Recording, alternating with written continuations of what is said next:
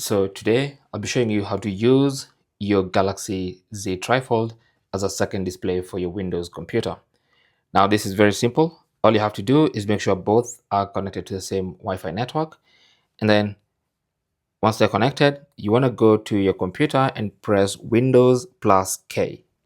And when you press that, it's going to attempt to scan this display onto a wireless device or a screen that's wireless, either a TV or a tablet. So on your phone, you want to go to settings and then go to connected devices.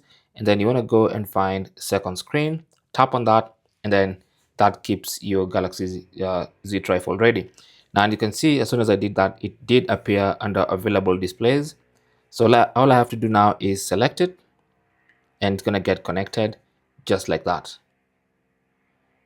And you can see my tablet is now a second display for my Windows computer. Now it's going to go to duplicate by default, which basically means this is a duplicate of this, but you can choose to even extend the display so that this becomes an extension of this display.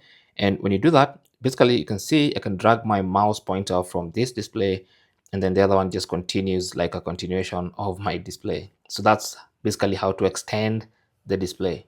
Okay, now if I come back here, you can see I can be able to also use this as second screen only and turn off this screen so that I can only operate with this screen. Okay, so that is basically how to do that. It's actually very interesting, and some people will find a use for it. I haven't been able to find a use for it yet, but yeah, if you need to, that's how to do that. So I'm just gonna go back to extend. I think it looks great in that format. I think it could be more useful like that.